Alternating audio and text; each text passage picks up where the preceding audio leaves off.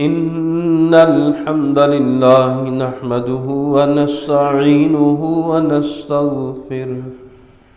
ونؤمن به ونتوكل عليه ونعوذ بالله من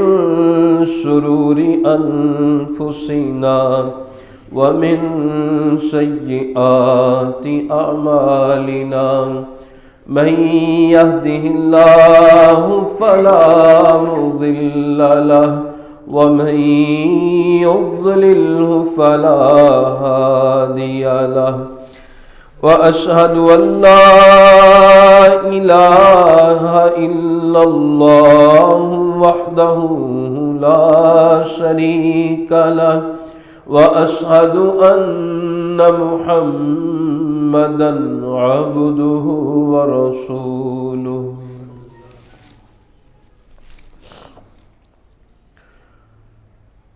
يا أيها الذين آمنوا اتقوا الله حق تقاته ولا تموتن إلا وأنتم مسلمون يا أيها الناس اتقوا ربكم الذي خلقكم من نفس واحدة وخلق منها زوجها وبث منهما رجالا كثيرا ونساء واتقوا الله الذي تساءلون به والأرحام إن الله كان عليكم رقيبا يا أيها الذين آمنوا اتقوا الله وقولوا قولا سديدا يصلح لكم أعمالكم ويغفر لكم ذنوبكم ومن يطع الله ورسوله فقد فاز فوزا عظيما أما بعد فإن أحسن الكلام كلام الله وخير الهدي هدي محمد صلى الله عليه وسلم وشر الأمور محدثاتها وكل محدثة بدعة وكل بدعة ضلالة وكل ضلالة في النار أعوذ بالله السميع العليم من الشيطان الرجيم من همزه ونفخه ونفسه بسم الله الرحمن الرحيم حميم والكتاب المبين إنا أنزلناه في ليلة مباركة إنا كنا منذرين فيها يفرق كل أمر حكيم أمرا من عندنا إنا كنا مرسلين رحمة من ربك إنه هو السميع العليم رب السماوات والأرض وما بينهما إن كنتم موقنين رب اشرح لي صدري ويسر لي أمري واحلل عقدة من لساني يفقه قولي اللهم انفعنا بما علمتنا وعلمنا ما ينفعنا وزدنا علما رب زدني علما رب زدني علما رب زدني علما.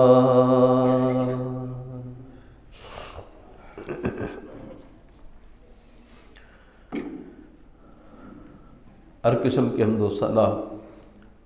خالق کائنات اور مالک ارض و سما کے لیے ہیں، اور لاکھوں کروڑوں درود و سلام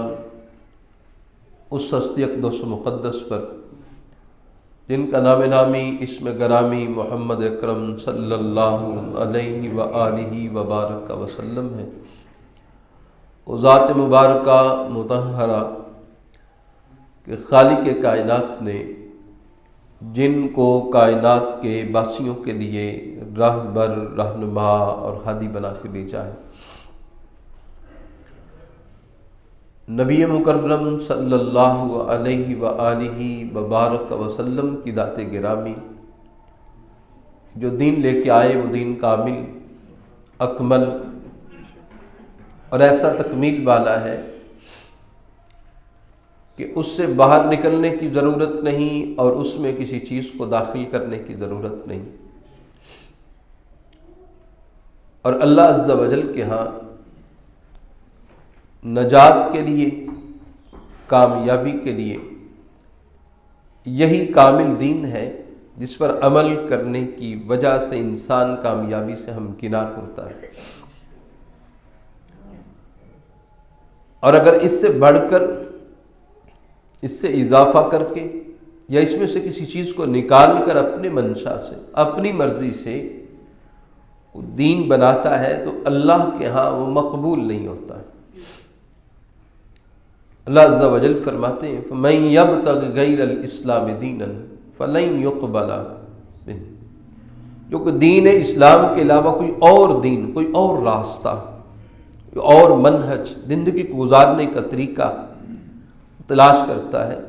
تو اس سے وہ قبول نہیں کیا جاتا. ابتدائی زمانہ میں بعض مسلمانوں نے لوگوں کو ترغیب دینے کے لیے بعض اعمال کی فضیلتیں اپنی طرف سے بنائیں اور پھر یہ سلسلہ بڑھتا چلا گیا اور اتنا بڑا کہ یہ ایک فتنہ بن گیا جس میں بہت سی ایسی باتوں کی بھی فضیلتیں بیان کر دی گئیں جن کی بنیاد اللہ اس کے رسول صلی اللہ علیہ وسلم سے ٹھوس بنیادوں پر موجود نہیں تھی، لیکن لوگوں میں معروف ایسے ہوتی چلی گئی کہ لوگوں نے اس کو عین دین کا حصہ سمجھ لیا. اسی سلسلہ میں یہ شعبان کے مہینے میں جس کی آج 11 تاریخ ہے، 15 شعبان، اس کے متعلق صوفیاء کے متعلق یہ بات یاد رکھیں، اکثر صوفی شریعت کے متصادم ایک نئی ہی راہ کو رکھتے ہیں، طریقت کے نام پر، روحانیت کے نام پر اور صوفی ازم کے نام پر، جو کتاب و سنت، جو شریعت کے دو ماخذ ہیں، اللہ اس کے رسول صلی اللہ علیہ وسلم کی بات، اس سے اکثر متصادم ہے. تو ان صوفیاء نے جو دین کے اندر غلو کی بہت سی کیفیات کو اختیار کیا، انہوں نے اس کے متعلقہ بہت سی روایات وضع کی، بنائیں، گڑیں، اور پھر وہ ایسی معروف ہوئیں کہ اس کی بنا پر امت کے اندر یہ دن باقاعدہ ایک دین اسلام کے ایک پورے تہوار کی صورت میں منایا جانے لگا. 15 شعبان، اس کو شب برات کہتے ہیں یا لیلۃ البراءت کے لفظ جس کے لیے معرض وجود میں آئے. لیکن اس کے متعلق کچھ احادیث ہیں لیکن وہ پائے ثبوت کو نہیں پہنچتی، لیکن ان کے مقابلے میں ایسی احادیث بھی وضع کی گئیں کہ جو بالکل من گھڑت خود ساختہ موضوع تھی۔ جو روایات موجود ہیں وہ پایا ثبوت کو نہیں پہنچتی، جب پایا ثبوت کو کوئی دلیل نہ پہنچے تو اس پر عمل پیرا ہونے کی ضرورت نہیں ہوتی ہے۔ اسی لیے امام نووی رحمہ اللہ جو صحیح مسلم کے شارح ہیں وہ فرماتے ہیں 15 شعبان کے متعلق، رات کی عبادت و بندگی کے متعلق جتنی بھی احادیث ہیں سب من گھڑت ہیں۔ امام ابن القیم رحمہ اللہ فرماتے ہیں کہ 15 شعبان کے متعلق بہت سی من گھڑت روایات خود ساختہ لوگوں میں معروف ہیں۔ اسی طرح امام ابن جوزی رحمہ اللہ تعالی انہوں نے بھی یہ بات لکھی کہ نصف شعبان 15 شعبان اس کے متعلق ایسے ایسے فضائل بنائے گئے جو من گھڑت خود ساختہ نبی الاسلام کی طرف منسوب کیے گئے۔ تو اہل علم کے نزدیک ان روایات میں سے اکثر من گھڑت ہیں، کچھ بہت کمزور ہیں جن کی بنیاد پر عبادت و بندگی کی عبارت استوار نہیں کی جا سکتی۔ اور تعجب کی بات یہ ہے کہ قرآن مجید کی آیت مبارکہ کو بھی ساتھ اس میں شامل کر دیا گیا، اور پھر یہ بات یہاں تک بڑھتی ہے کہ اخبار آئے گا تو اخبار میں سر فہرست یہ آیت مبارکہ بھی لکھی ہوگی، اور عام بندہ جو ہے وہ تو یہی سمجھے گا کہ قرآن مجید میں آیا ہے تو اس لیے 15 شعبان کی بڑی حیثیت ہے، بڑی قدر و قیمت۔ لیکن قرآن مجید کی آیت مبارکہ جس سے یہ بات اخذ کی جاتی ہے اس سے یہ بات اخذ ہوتی ہی نہیں، خود قرآن مجید کے اسلوب کے خلاف ہے۔ یہ آیت مبارکہ جو ابتدا میں نے پڑھی ہے، اللہ عز و جل فرماتے ہیں انا انزلناہ فی لیلۃ مبارکہ انا کنا منذرین، بے شک ہم بابرکت رات میں اس کتاب کو نازل کرنے والے ہیں اور بے شک ہم ہی ڈرانے والے ہیں۔ فیہا یفرق کل امر حکیم، اس رات میں ہر حکمت والے فیصلے کیے جاتے ہیں۔ دو باتیں ان آیات مبارکہ میں ہیں، ایک تو قرآن کو نازل کیا بابرکت رات میں، اس میں کوئی شبہ نہیں، قرآن جس رات میں نازل ہوا ہے وہ بابرکت رات ہے۔ دوسرا فرمایا جس رات میں یہ قرآن نازل ہوا اس میں حکمت والے فیصلے کیے جاتے ہیں، ہر قسم کے حکمت کے فیصلے کیے جاتے ہیں۔ اب ان دو باتوں میں ایک بات یہ ہے کہ اس رات جس میں قرآن نازل ہوا، کتاب نازل ہوئی، بابرکت رات ہے۔ بھائی وہ رات کہاں ہے؟ اللہ تعالیٰ کے قرآن سے ہم پوچھتے ہیں کہ وہ رات کہاں پر پائی جاتی؟ قرآن مجید سورۃ البقرہ میں اللہ عز و جل فرماتے ہیں شہر رمضان الذی انزل فیہ القرآن، رمضان کا مہینہ وہ ہے جس میں قرآن نازل ہوا۔ اب قرآن نے اس کو محدود کر دیا کہ وہ رات جس میں قرآن نازل ہوا وہ رمضان المبارک کا مہینہ ہے، اس میں ایک رات ہے جس میں قرآن نازل ہوا۔ اب جو یہ کہتے ہیں کہ اس آیت مبارکہ کا لیلۃ مبارکہ کہ اس بابرکت رات میں قرآن نازل کیا، اس کا 15 شعبان کے ساتھ تعلق ہے، خود قرآن کی جو تشریح کرتا ہے اس تفسیر کے ہی خلاف ہے۔ تیسری آیت مبارکہ قرآن مجید میں پھر آگے سماعت فرمائیں، سورہ انا انزلناہ فی لیلۃ القدر، اللہ عز و جل فرماتے ہیں ہم نے اس قرآن کو لیلۃ القدر، لیلۃ القدر کا معنی ہے جو قدر والی رات ہے، قیمت والی رات، بڑی اہمیت والی رات، جس کی اہمیت انتہائی زیادہ ہے، قدر و قیمت جس کی ہے۔ ہاں تو اس میں کوئی شک نہیں، قرآن جس رات میں نازل ہوا وہ بابرکت رات ہے، قرآن جس رات میں نازل ہوا وہ قدر والی رات ہے، قرآن جس رات میں نازل ہوا وہ بڑی فضیلتوں والی رات ہے۔ دونوں جگہ پہ اللہ عز و جل نے اس پہ فرمایا لیلۃ مبارکہ، بابرکت رات میں نازل کیا، وہاں فرمایا کہ ہم نے اس کو قدر والی رات میں نازل کیا۔ پھر دوسری بات جو یہاں پر سورۃ دخان کے اندر ہے، فیہا یفرق کل امر حکیم، ہر حکمت والے فیصلے اس رات میں کیے جاتے ہیں، اور اسی بات کا ذکر سورۃ لیلۃ القدر کے اندر بھی ہے۔ اللہ عز و جل تنزل الملائکۃ والروح فیہا باذن ربہم من کل امر، یہاں بھی ہے یفرق فیہا یفرق کل امر حکیم، ہر حکمت والے فیصلے، وہاں بھی آتا ہے من کل امر، ہر معاملہ جو ہے نا اس کو لے کے فرشتے اترتے ہیں۔ وہ لیلۃ القدر ہے، وہ رمضان المبارک میں ہے، اور محمد الرسول اللہ صلی اللہ علیہ وسلم نے خود وضاحت فرمائی وہ رمضان کی آخری داکے کی طاق راتوں میں سے ایک رات ہے، لیکن اس کو جو ہے نا فٹ کر دیتے ہیں 15 شعبان پہ۔ 15 شعبان کی رات کا اس آیت مبارکہ کے ساتھ کوئی تعلق نہیں ہے، یہ لوگوں کو دھوکہ دینا ہے کہ قرآن مجید کی آیت مبارکہ سے وہ چیز اخذ کی جائے جو قرآن مجید سے اخذ نہیں ہوتی۔ کو لوگ عام بندہ تو یہی سمجھے گا قرآن میں آ رہا ہے اس لیے بھائی اس رات کی فضیلت ہے۔ تو قرآن مجید کی آیت مبارکہ پیش کرنا اس لیلۃ شب برات کی رات کی فضیلت کو ثابت کرنے کے لیے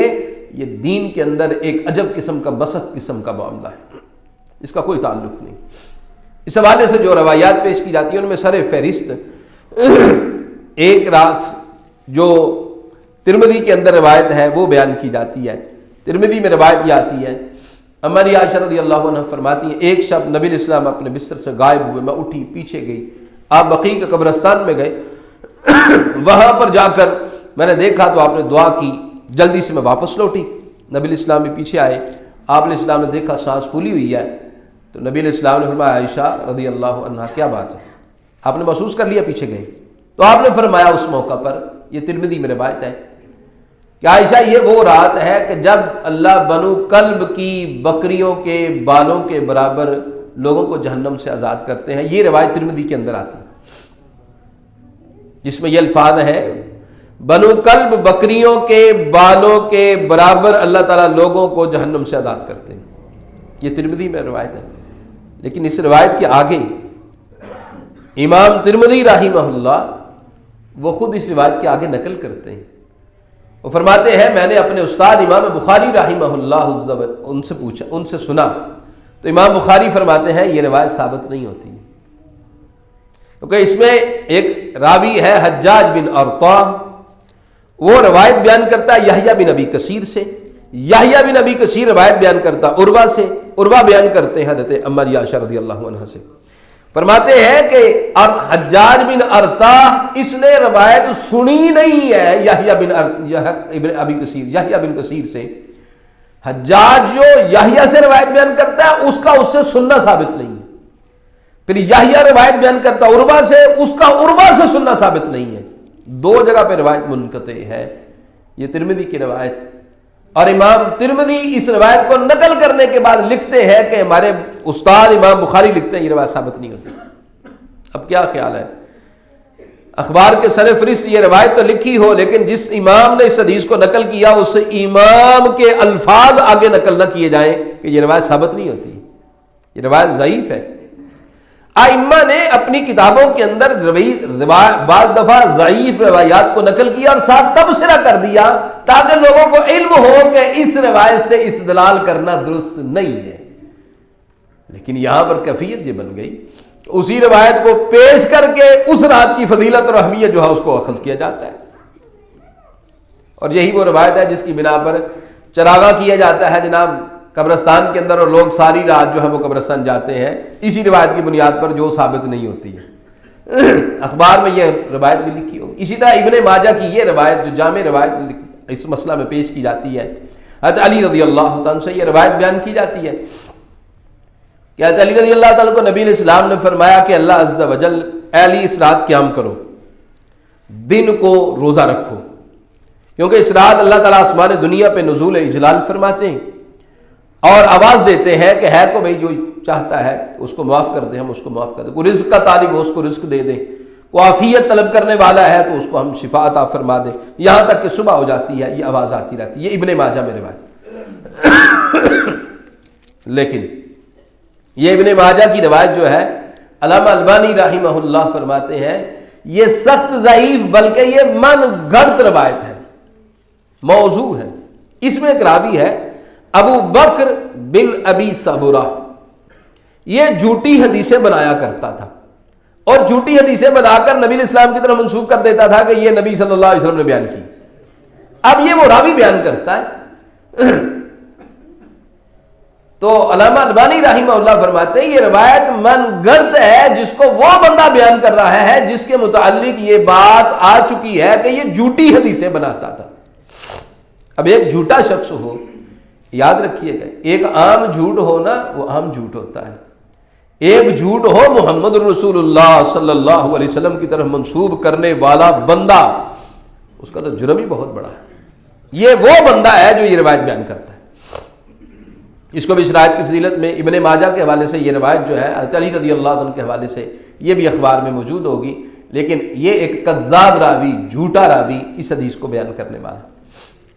اور اس میں جو بات آ رہی ہے کہ اللہ عز و جل آسمان دنیا پہ نزول جلال فرماتے ہیں، آواز دیتے ہیں، کون ہے بھئی جو مانگے ہم اس کو بخش دیں، رزق دیں، عافیت دیں.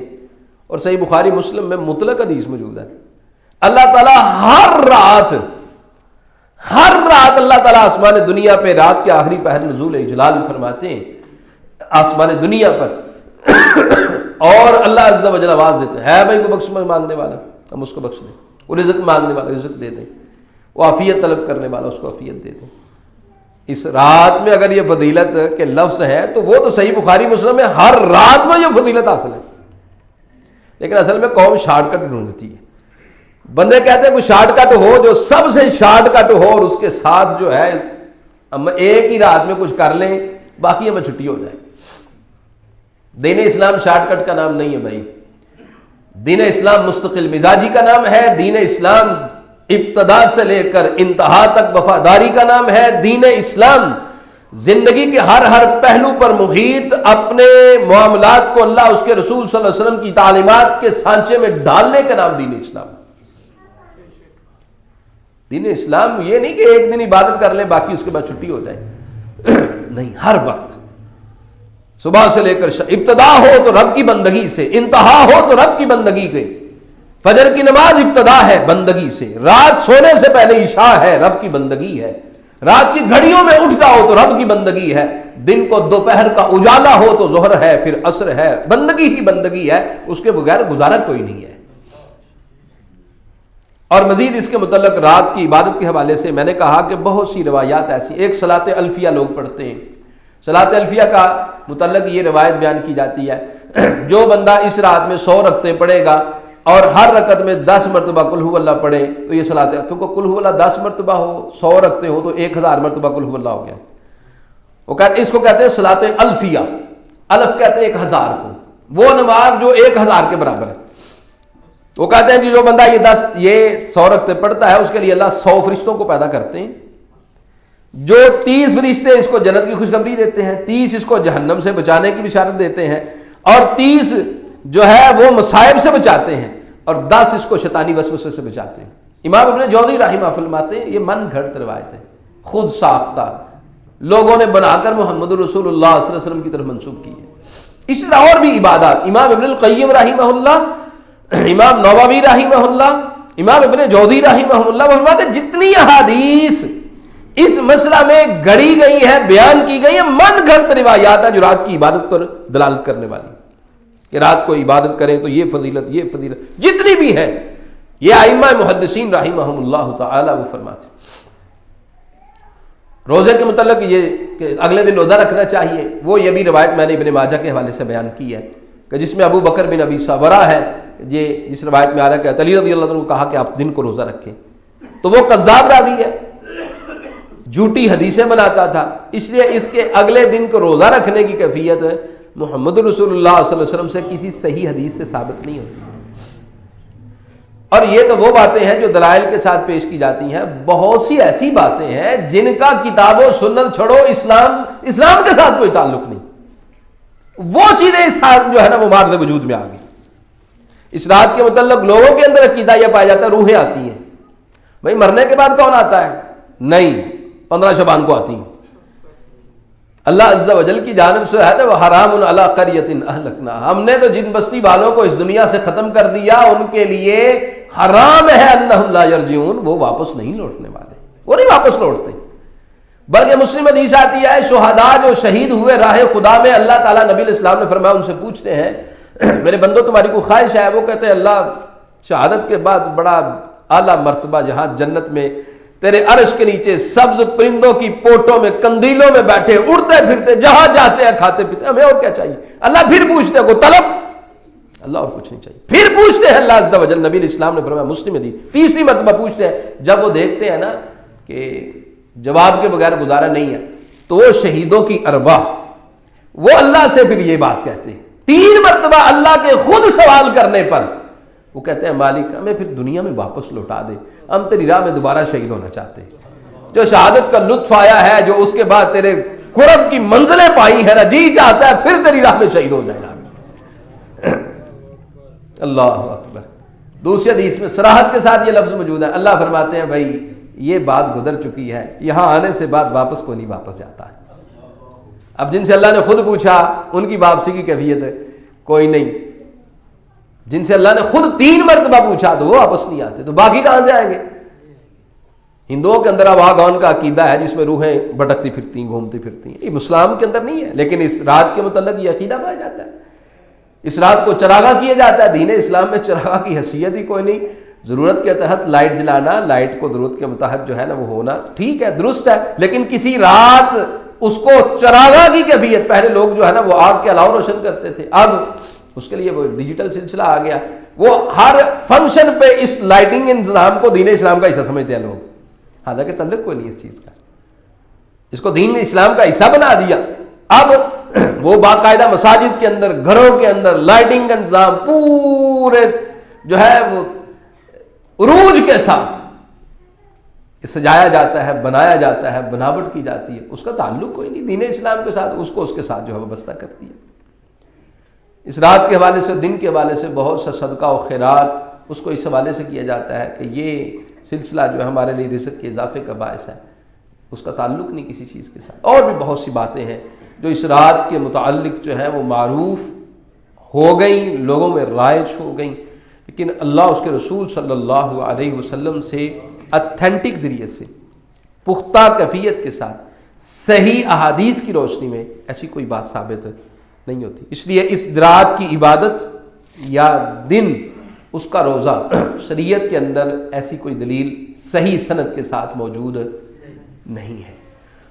معمول کے مطابق رات کی عبادت کرے، انسان ساری زندگی کرنے کی کوشش کرے، اللہ توفیق عطا فرمائے تو رات کے آخری پہر میں بندہ اٹھ کے 2 رکعتیں پڑھ لے، دنیا و ما فیہا سے بہتر ہے اگرچہ وہ ہر رات ہی کیوں نہ ہو. تو زندگی کو معمول کے مطابق بندگی اور عبادت کے لیے ہمہ وقت صرف کرنا چاہیے، نہ کہ شارٹ کٹ ڈھونڈتے ہوئے اسی شارٹ کٹ کو سب کچھ سمجھ کر باقی سارے دن اور ایام اور باقی ساری عبادات اور بندگی جو ہے اس کو انسان چھوڑ دے. یہ عقل مندی اور دانش مندی کی بات نہیں ہے. اللہ عز و جل سے دعا ہے وہ مالک ہمارے حال پر رحم فرمائے اور ہمیں کتاب و سنت کے مطابق، اس وحی کے مطابق جو اللہ عز و جل نے آسمان سے نازل کی ہے اور کامل اور اکمل دین ہے، جس میں کسی نئی بات کو شامل کرنے کی ضرورت نہیں، اس سے کسی چیز کو نکالنے کی ضرورت نہیں، اسی کامل اکمل مکمل دین کے مطابق اپنی زندگی کے جمیع امور، عقائد اور اعمال کی اصلاح کی توفیق عطا فرمائے. صحت، عافیت، ایمان کے ساتھ نئی زندگی عطا فرمائے. اسلام پر، ایمان پر، توحید پر زندگی، اسی پہ ہمارا خاتمہ فرمائے. دنیا آخرت کی رحمتیں، برکتیں، آسانیاں، عزت ممالک ہمارے مقدر میں فرمائے. دنیا آخرت کے دکھ، تکلیفیں، پریشانیاں اور ذلتوں سے مالک ہمیں محفوظ فرمائے. وآخر دعوانا ان الحمد للہ رب العالمین.